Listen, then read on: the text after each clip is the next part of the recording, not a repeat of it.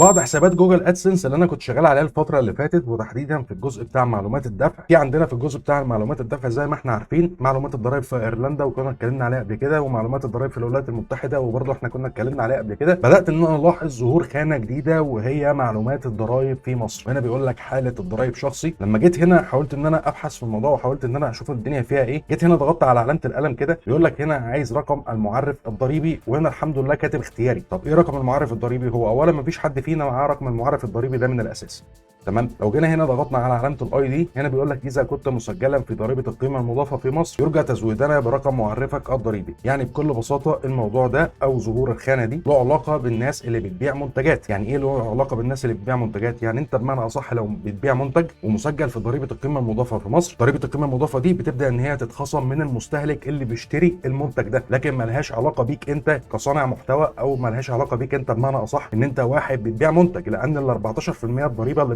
بيتضافوا على المستهلك اللي هو اصلا بيشتري المنتج بتاعك. فهو ده الموضوع بكل بساطه، وهو ده الموضوع باختصار شديد جدا. وبرضه لو جيت ضغطت هنا على علامه الاي بالمنظر ده، بيقول لك قد تكون معلوماتك الضريبيه مطلوبه للاسباب التاليه: انت تشتري خدمات جوجل في هذا البلد. يعني بمعنى اصح ايه خدمات جوجل؟ اللي هي بقى متعلقه بخدمات اللي هي مثلا جوجل درايف، الحاجات اللي انت بتشتريها من على متجر بلاي، اللي هي مثلا زي التطبيقات وزي الالعاب وزي كل الكلام ده. بيبدا برضه ان هو يخصم منك ضريبه القيمه المضافه او ال 14% ضريبه اللي هي بتاعت ضريبه القيمه المضافه. وهو ده كان تحليلي الشخصي على موضوع معلومات الضرائب في مصر اللي هي بدات تظهر في بعض الحسابات. فالموضوع باختصار شديد جدا الموضوع له علاقه بالمستهلك، ملوش علاقه بيك انت كصانع محتوى ولا كواحد بيبيع منتجات، لان القيمه المضافه او ضريبه القيمه المضافه اللي هي ال 14% بتبدا ان هي تتخصم من المستهلك، مش بتتخصم منك انت كواحد بيبيع منتجات. والحاجه برضو اللي انا بدات ان انا الاحظها، والحاجه اللي هي لفتت انتباهي، ان الحسابات اللي بدا يظهر فيها معلومات الضرائب في مصر دي حسابات جوجل ادسنس القديمه. يعني ايه حسابات جوجل ادسنس القديمه؟ يعني بكل بساطه الحسابات اللي كانت زمان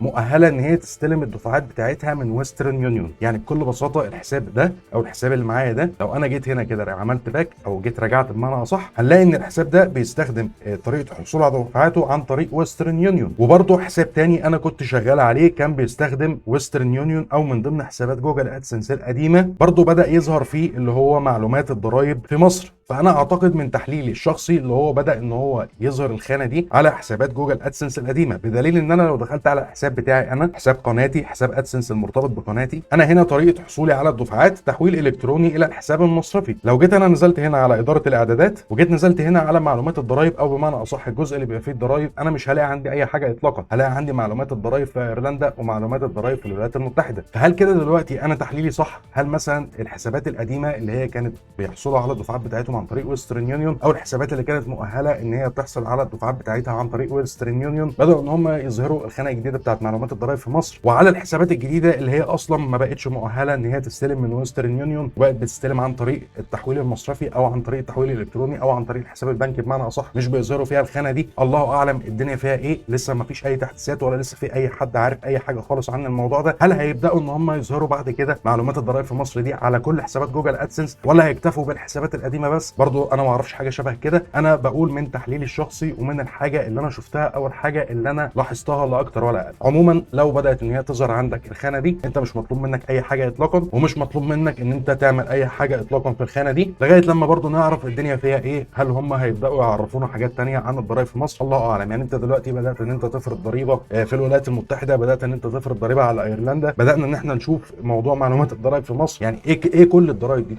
ايه كل الضرائب اللي انت حاططها دي؟ يعني احنا مثلا نقفل القنوات بتاعتنا ونقفل الحسابات بتاعتنا وخلاص ونسيبها لكم، ولا احنا نعمل ايه بالظبط؟ الله اعلم والله المستعان. هي دي بس الحاجه اللي انا حبيت ان انا اعرفها لكم، ان انت لو ظهر عندك معلومات الضرائب في مصر او ظهرت عندك كانت معلومات الضرائب في مصر، انت مش مطلوب منك ان انت تعمل اي حاجه على الاطلاق. هو ده كان الفيديو بتاع النهارده. لو عندك اي استفسار او عندك اي سؤال اكتب لي تحت في الكومنتات وارد عليك. لايك وشير وسبسكرايبك، واي لينك للتواصل الاجتماعي الخاص بيا للتواصل معايا هتلاقوه تحت في الديسكربشن. اشوفكم في الفيديو الجاي. سلام.